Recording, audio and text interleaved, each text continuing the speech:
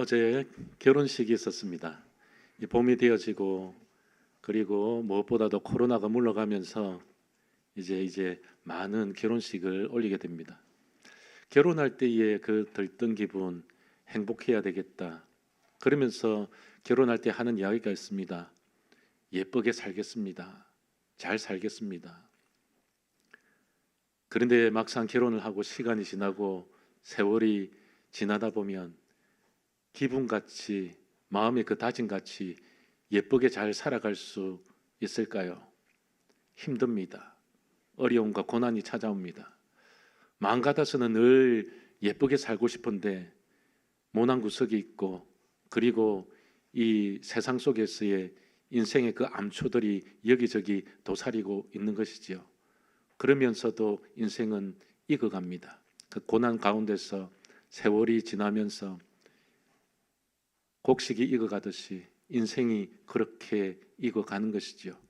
그런데 그 사건과 사고 가운데서 또한 하나님을 발견하고 하나님의 사랑 가운데서 또한 다시 일어서는 것이 우리 인생 아니겠습니까?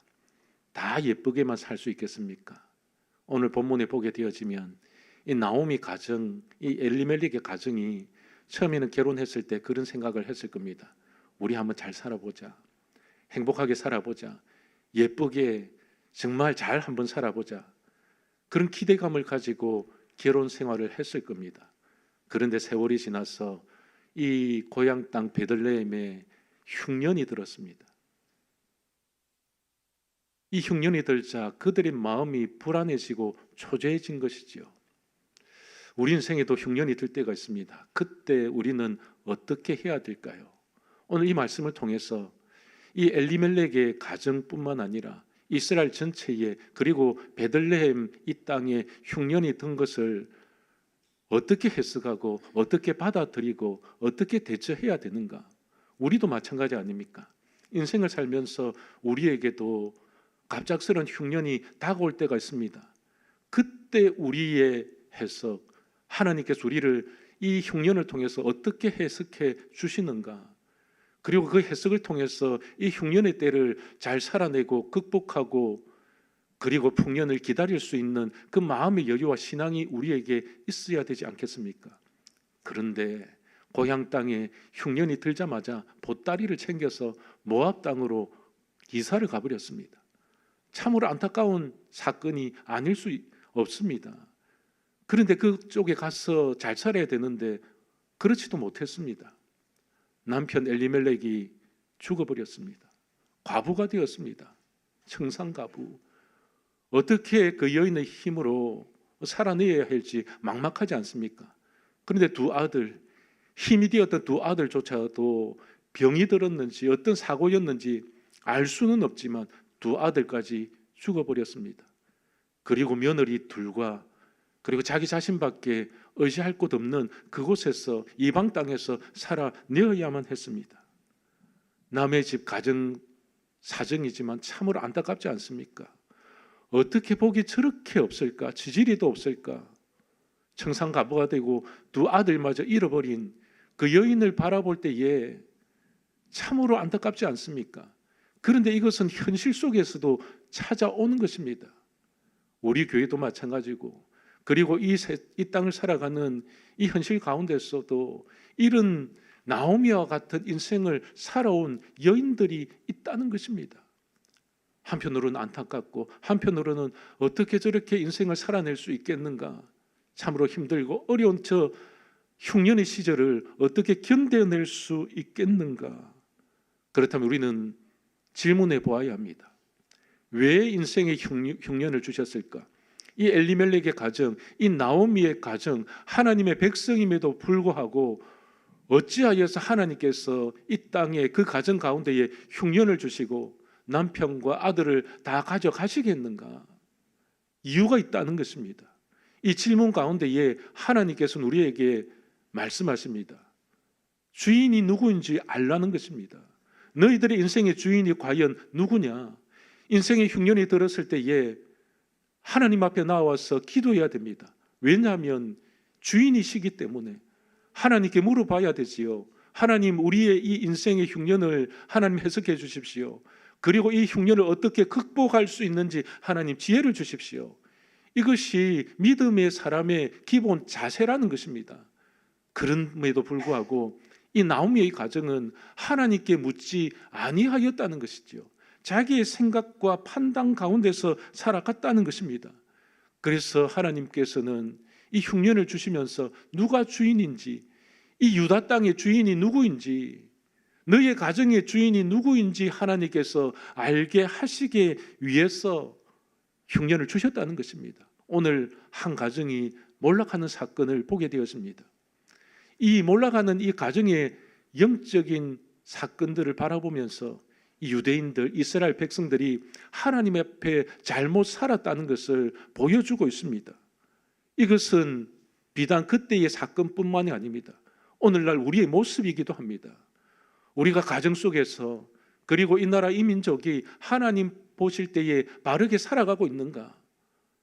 지금 이 시대에 정말 어렵다고 이야기합니다. 직장도 어렵고 경제도 어렵고 정치도 어렵고, 이때의 어떤 영적인 흉년 가운데 있을 때에 우리는 무엇을 바라보며 누구에게 묻고 누구에게 질문하고 누가 주시는 답을 가지고 살아야 되느냐 하는 것이 중요한 것입니다.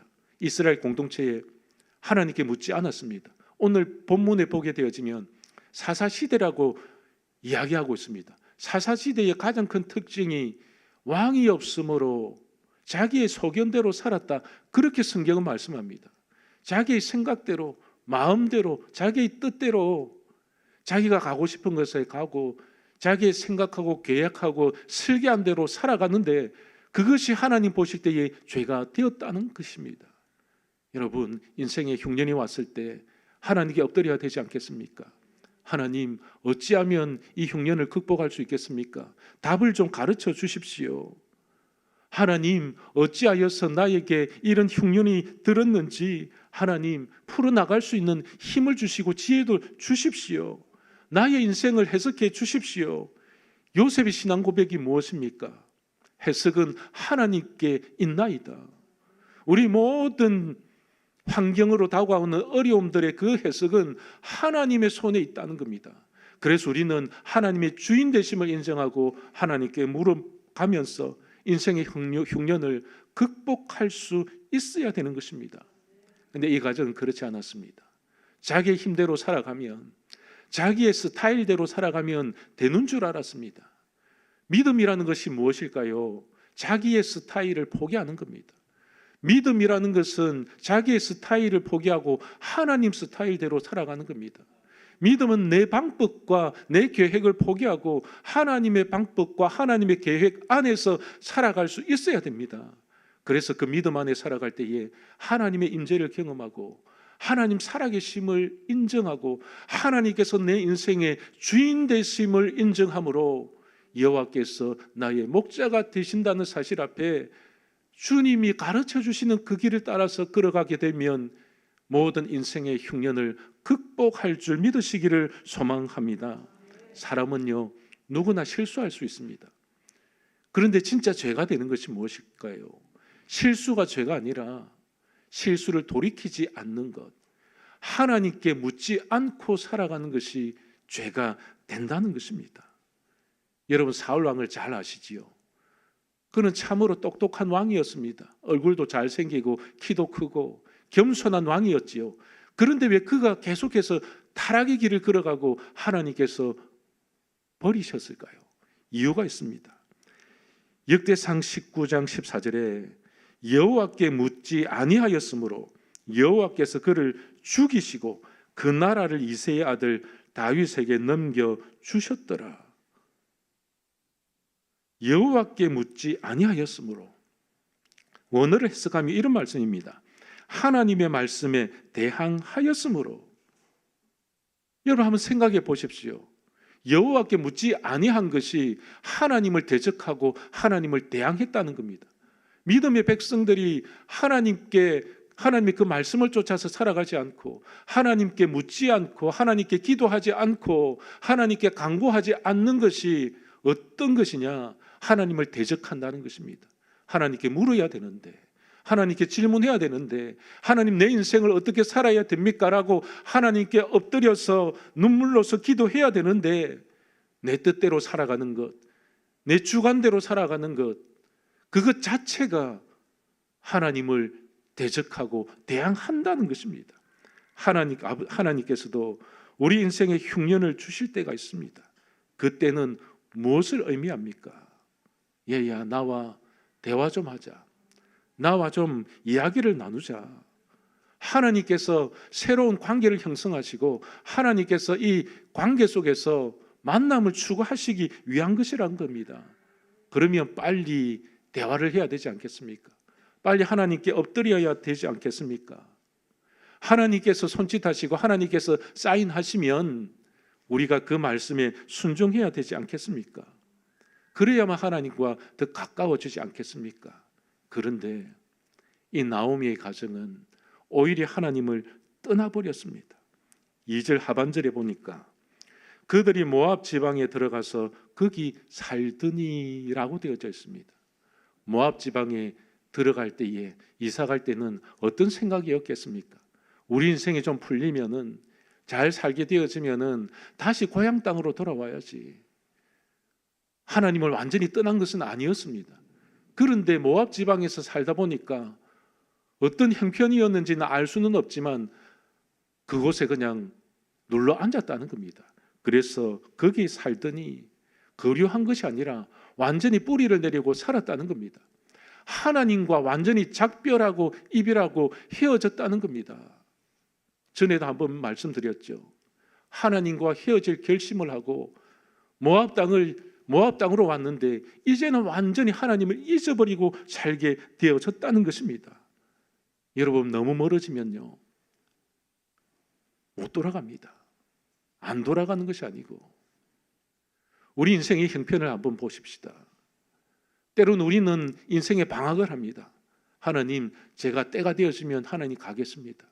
어떠한 이유에든지 하나님과 작별하고 이별하고 방학을 하고 나의 형편이 좀 나아지면 돌아가겠습니다. 나오미의 가정이 그런 가정이 아니었겠습니까?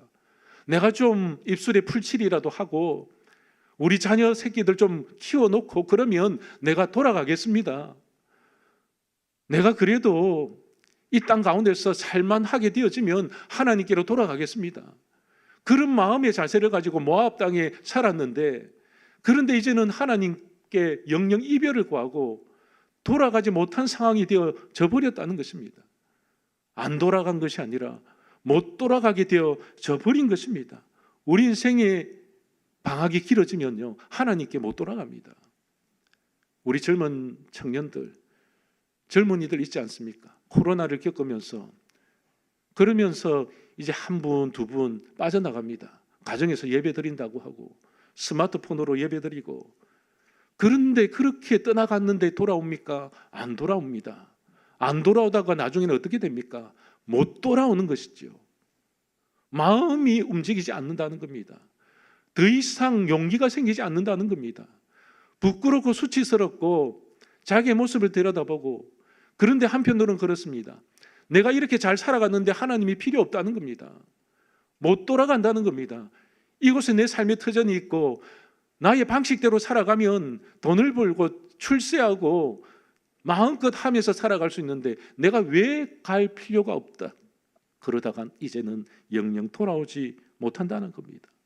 때로는 먹고 사는 문제 때문에 하나님을 떠날 때가 있습니다. 교회 안에서 상처를 받고 때로는 하나님, 잠시 제가 휴식 시간을 가지겠습니다 하고 떠나는 분들도 있습니다. 이런 이유 저런 이유가 있겠지만 떠났던 분들이 안 돌아오는 것이 아니라 못 돌아오는 형편이 되어져 버렸다는 것입니다. 성공했는데 다시 돌아오는 것이 불편합니다.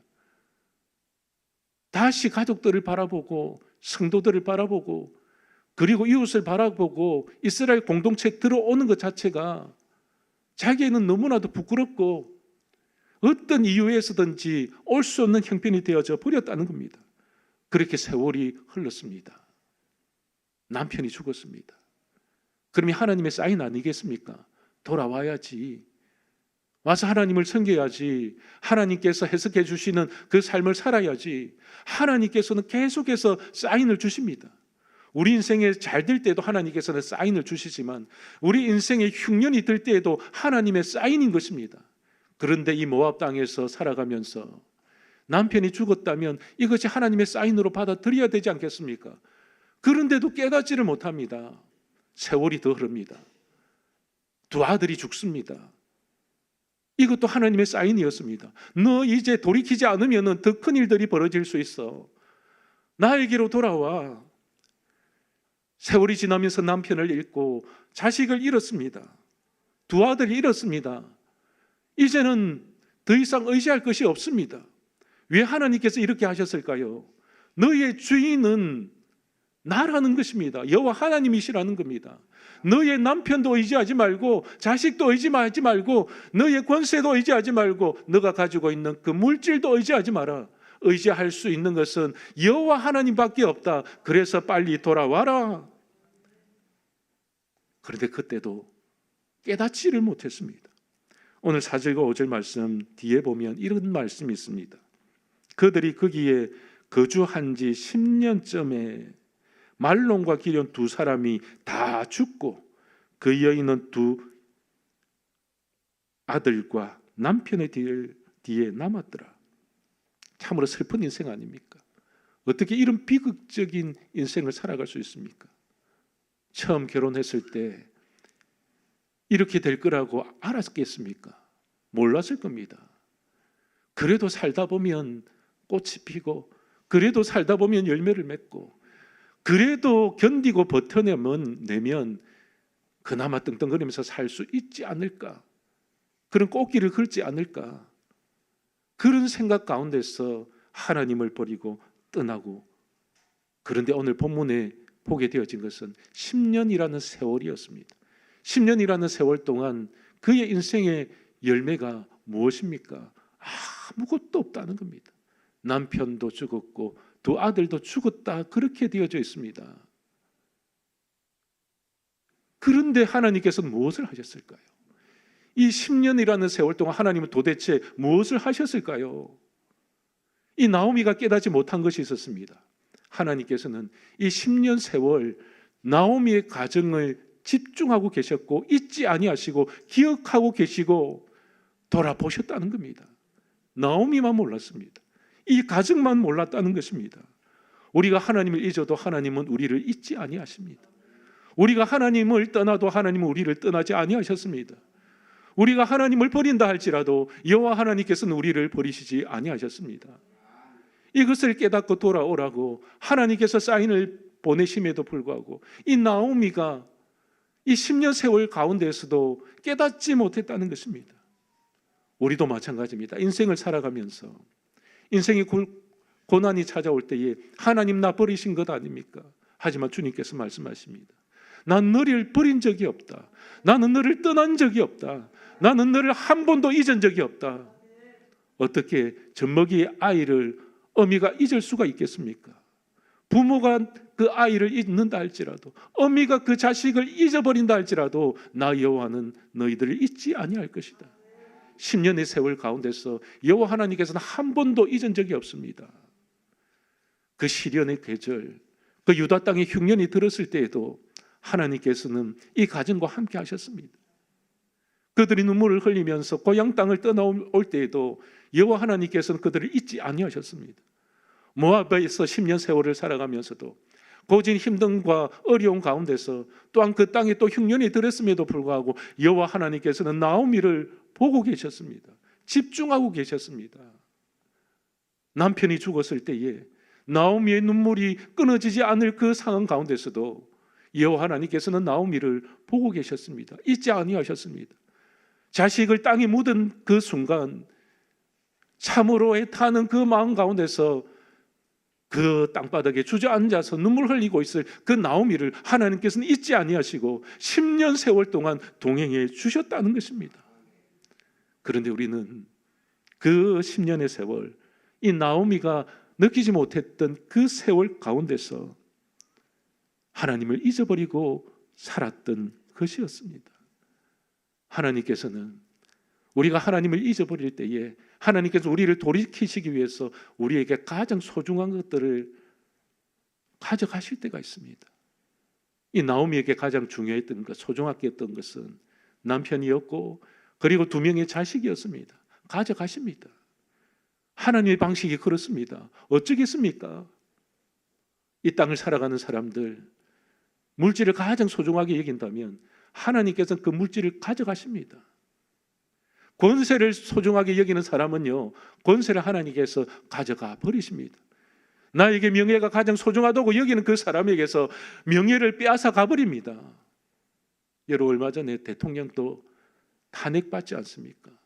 높은 자리에서 내려옵니다. 하나님이 하시면 어쩔 수가 없는 겁니다.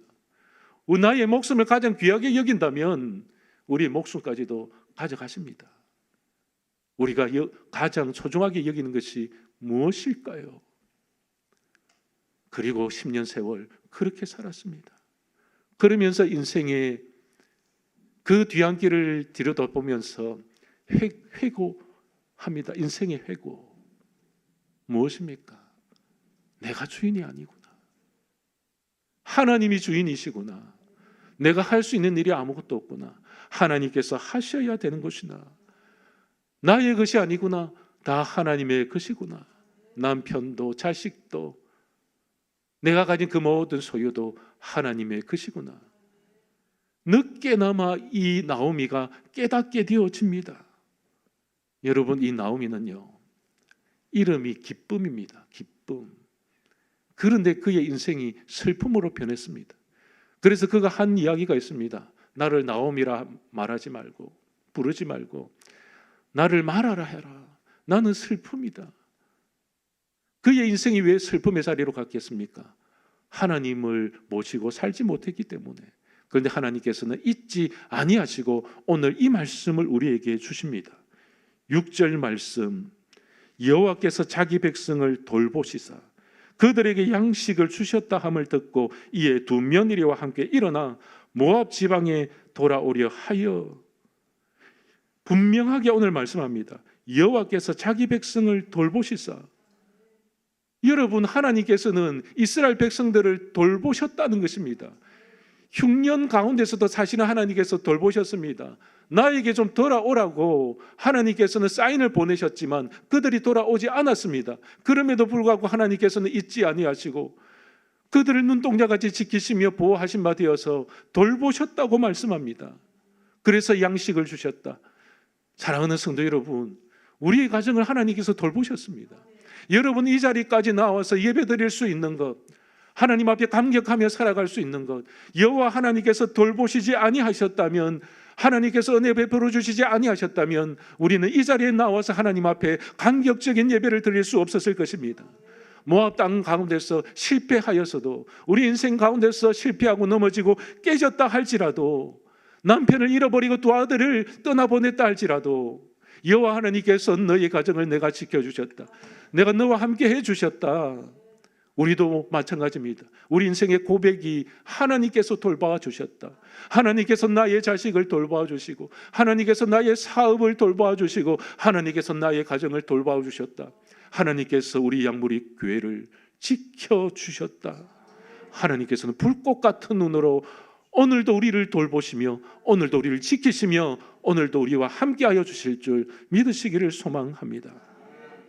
모세가 죽은 후에 여호수아는 낙심했습니다.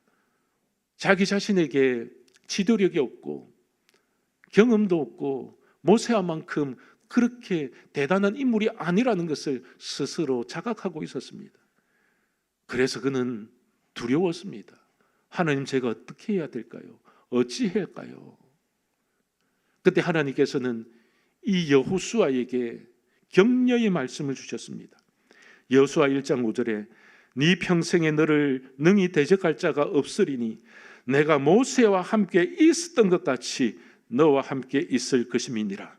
내가 너를 떠나지 아니하며 버리지 아니하리라. 모세와 함께 하셨던 것과 같이 내가 너 여호수아 너와 함께 하겠다. 내가 너를 버리지도 않고 떠나지도 않겠다. 하나님이 우리의 하나님이 되시면, 여호와께서 우리의 여호와가 되시면 우리를 버리시지도 우리를 떠나시지도 않는다는 겁니다. 복음성을 우리는 좋아하는 복음성이 있습니다. 내 너를 떠나지도 않으리라, 내 너를 버리지도 않으리라 약속하셨던 주님, 그 약속을 지키사 이후로도 영원토록 나를 지키시리라 확신하네. 우리 믿음으로 살아가는 것이 무엇이겠습니까? 하나님께서는 나를 버리시지 않는다. 하나님께서는 나를 떠나시지 않는다.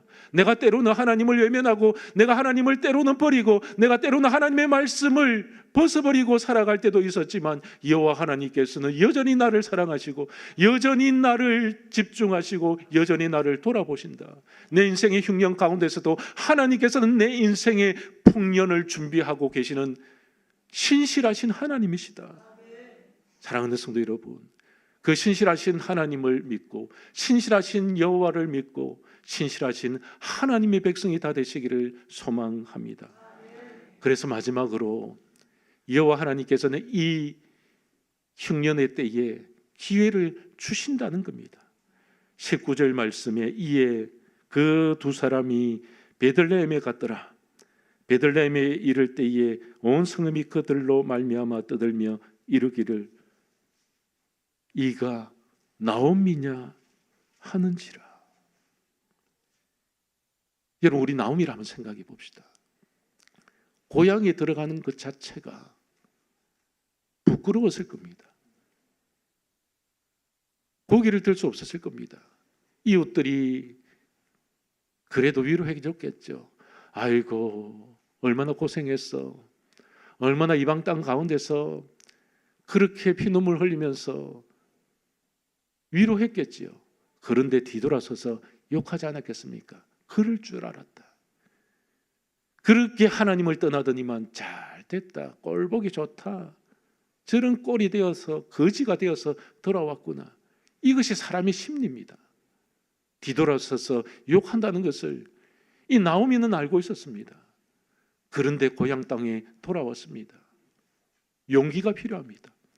하나님 앞에 다시 엎드리는 그 순간, 하나님께로 다시 돌아오는 그 길은요, 쉽지가 않습니다. 용기가 필요합니다. 우리에게도 용기가 필요합니다. 하나님께 다 돌아오지 못했던 우리의 모습들, 하나님 앞에 반쯤 돌아와서 예배드리는 성도들도 있을 겁니다. 한 발은 세상 가운데 있고, 어쩌면 한 발은 저 모압 땅에 있고, 한 발은 이 베들레헴에 있을 수 모릅니다. 우리가 신앙생활을 하면서도 그렇습니다. 한 발은요 저 세상 가운데 있고요, 한 발은 예배당에 있고, 한 발은 세상의 카약 가운데 있고, 한 발은 이 땅에 하나님의 전에 예배드리는 발 있습니다. 그런데 어떻게 해야 됩니까? 용기를 가지고 그 나머지 한 발도 주님 앞으로 옮겨 놓아야 되는 것입니다. 그때 하나님께서는 역사해 주십니다. 믿으면 결단하는 것입니다. 믿음은 우리의 결단을 보고, 그리고 이 결단 속에서 하나님 앞에 엎드릴 때 하나님께서는 새로운 우리의 지평을 여시고 새로운 길을 우리에게 열어주실 줄 믿으시기를 소망합니다. 이제 말씀을 맺겠습니다. 나오미의 가정에 흉년이 들었습니다. 베들레헴이 흉년이 들었지요. 이것은 그들의 영적인 상태를 고발하는 내용입니다. 이 유다 땅에 흉년이 들었다는 것은 이 유다 민족들이 하나님을 배신했다는 겁니다. 하나님의 말씀대로 살지 않았다는 것입니다. 한 가정사를 보면서 흉년이 들었다는 것은 무엇일까요? 하나님을 주인으로 여기지 아니했다는 겁니다. 오늘날 우리에게도 마찬가지입니다. 인생의 흉년이 들 때에 내가 하나님을 주인으로 여기지 않고 살아왔구나. 하나님, 이 흉년의 때에 나를 좀 해석해 주십시오. 그리고 바짝 엎드려서 어떻게 해야 됩니까? 하나님 도와주십시오. 내 힘으로 살아갈 수 없습니다. 하나님 주시는, 하나님께서 공급해 주시는 힘이 아니고서는 나는 살아갈 수 없습니다. 그래서 다시 하나님의 자리로 돌아와서 눈물 뿌리면서 애통하면서 통곡하면서 주님을 붙들 때에 내 인생의 주인이 여호와 하나님밖에 없다는 사실을 깨닫고 돌아왔을 때에 내 인생이 내 뜻대로 되지 아니하고 하나님의 뜻대로 이루어질 수밖에 없다는 것을 인정했을 때에 우리는 다시 한번 회복의 시간을 가질 수 있는 것입니다. 사랑하는 성도 여러분, 하나님 우리를 기억하시고 하나님께서는 우리를 돌아보심으로 이 흉년의 때에도 하나님께서는 풍년을 준비하고 계신다는 사실 믿으시면서 날마다 하나님의 말씀으로 승리하는 저와 여러분들 다 되시기를 소망합니다. 살아계셔서 역사하시는 전능하신 하나님 감사드립니다. 나오미의 가정을 들여다보면서 우리 인생도 다시 한번 들여다보게 됩니다. 우리에게 왜 인생의 흉년을 주시는가? 그것은 바로 여호와 하나님께서 우리 인생의 주인 되심을 믿고 여호와 앞에 엎드리기를 원하시는 하나님의 계획이며 하나님의 섭리라는 사실을 깨닫게 되어집니다. 하나님, 우리 양무리 교회 성도들 날마다 주님만이 우리의 산성이시며 반석이시며 하나님이 우리 인생의 주인이심을 인정하고 하나님의 그 말씀 가운데서 말씀을 쫓아 살아가는 하나님의 거룩한 백성들 되게 하여 주시옵소서. 하나님께서 우리에게 신실하게 하여 주셨던 것과 같이 이스라엘 땅, 이 유다 땅에 주의 하나님께서 새롭게 고치시고 새롭게 하나님께서 돌보심으로 말미암아 풍년을 주신 것과 같이 하나님, 우리의 인생에도 주의 하나님 아버지의 풍년을 준비하고 계신 여호와 하나님의 마음을 헤아리고 하나님의 뜻 가운데 다시 돌아와 애통하며 자복하며 기도하는 하나님의 거룩한 백성들 되게 하여 주시옵소서. 하나님, 이 땅을 살아가지면 주의 아버지의 이 땅의 주인이 여호와 하나님밖에 없다는 사실을 깨닫고 우리의 해석자 되신 여호와 앞에 우리의 삶을 맡겨드리며 오늘도 내일도 주님이 오시는 그 순간까지 여호와를 내 마음의 주인으로 주여 날마다 섬기며 살아갈 수 있는 하나님의 신실한 백성들이 다 되어질 수 있도록 주님 역사하여 주시옵소서. 감사를 드리며 나사렛 예수 그리스도 이름으로 간절히 기도드립니다. 아멘. 우리 다 같이 일어서셔서